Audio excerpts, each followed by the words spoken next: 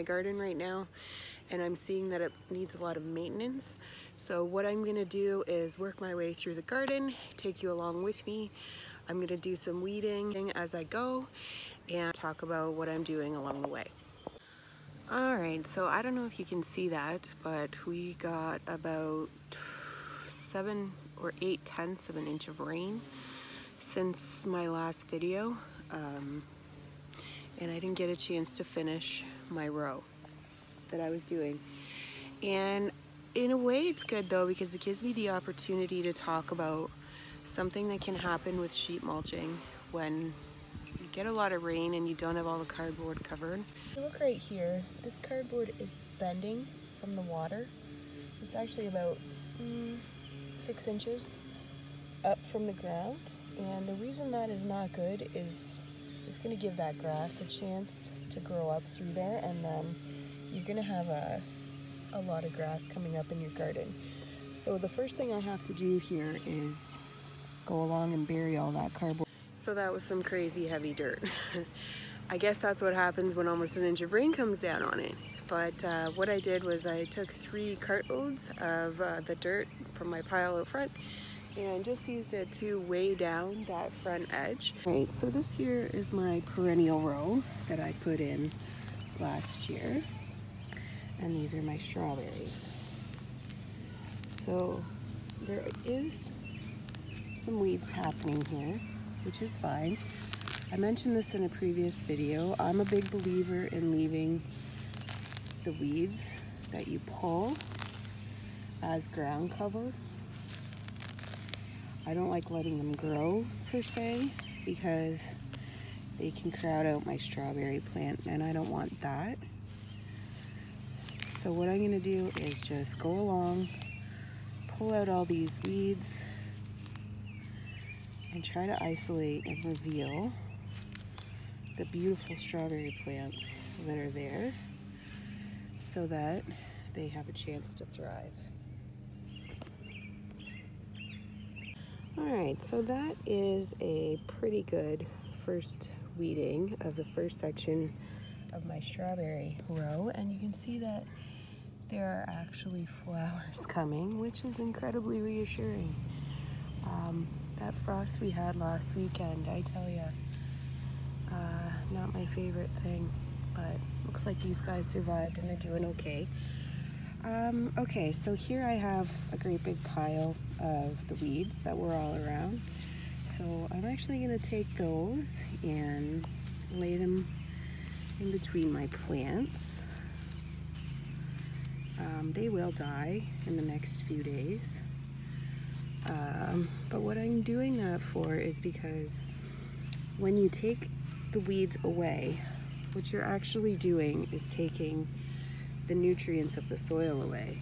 You can think of this weed matter as carbon and nutrients from your soil that have been transitioned into plant material. So if you take that away and throw it in a compost pile, you're actually taking nutrients away. If you leave that there, it's going to break down. If I come back out, you know, even 5 hours from now, most of that is going to be really wilted, and you'll actually see the worms come out and grab leaves and pull it back down into the soil and eat it.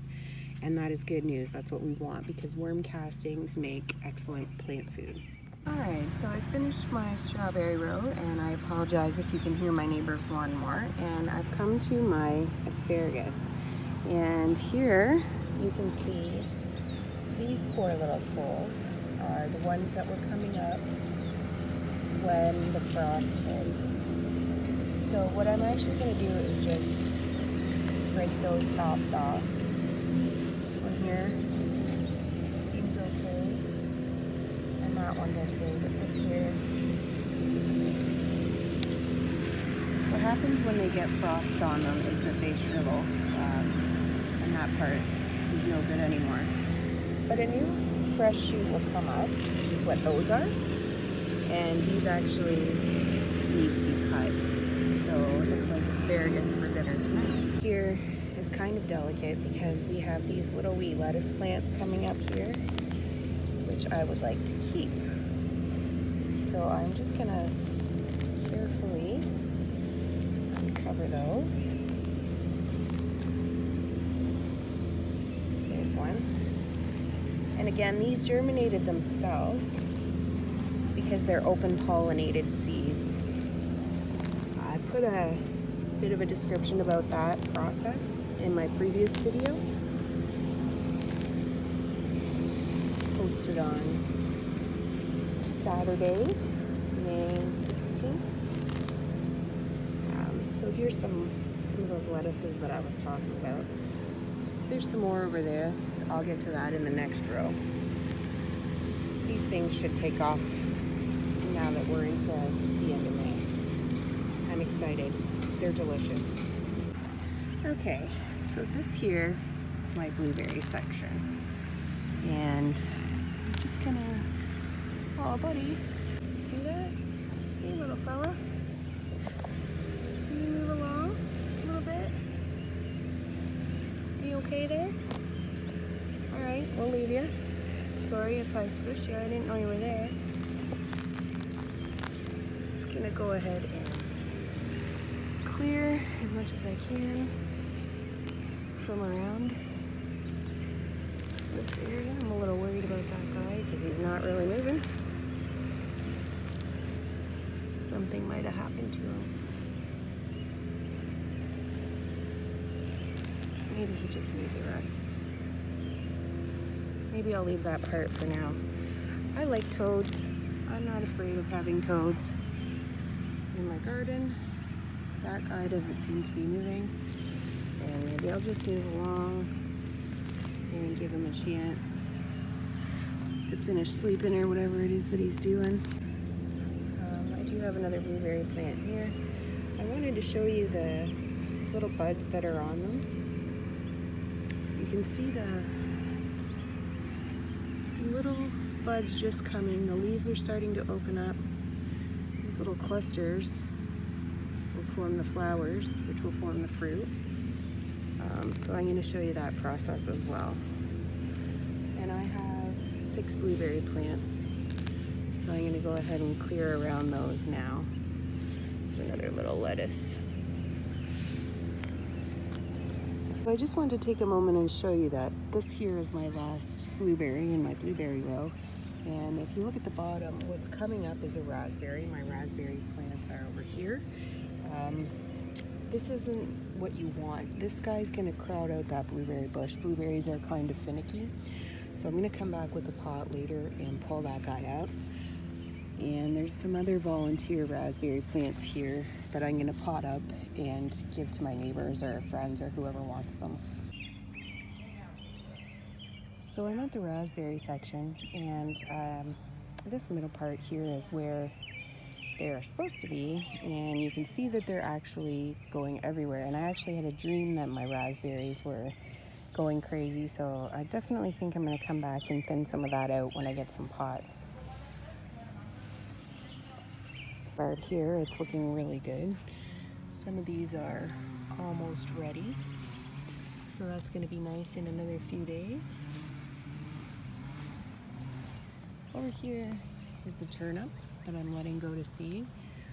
You can see that the flowers are starting to form. I actually don't need all of that, but since they're actually only a few weeks away from germinating and forming seed, I might as well let them all go before I pull any up, and that way I'll have a lot of seed that I can share with my friends and family. And I actually think I'm going to use turnips as a cover crop this year, and so I'm going to need a lot of seed anyway. Over here is my potato row that I planted the other day. So I'm actually going to take some of the weeds that I just pulled up and use them to cover over the potato row. We did have a lot of rain, and I really don't want more of my dirt to wash away. So I'm going to cover some of that up, and that's going to help break up the impact of the rain and keep my potato cover in place. I'm going to have to put some more dirt on there later. There's my little toad. He seems to be perking up again. He hopped a few times to get over to there, so I think he's going to be okay. Alright, so I think maybe what I'll do is end it there for now. Got my strawberries weeded. I've uncovered some lettuce and my asparagus. Blueberry bushes are sorted. All the weed material is on top of the potato hills. And to this point, everything that I've worked on so far is planted. I do have a large section of the garden that I now have to plant. So I'm gonna end this video here, and I will start up a new video on tomatoes, firstly building my trellis and then planting them. That's it for me. Hope you guys have a great May 2-4. Thanks for watching.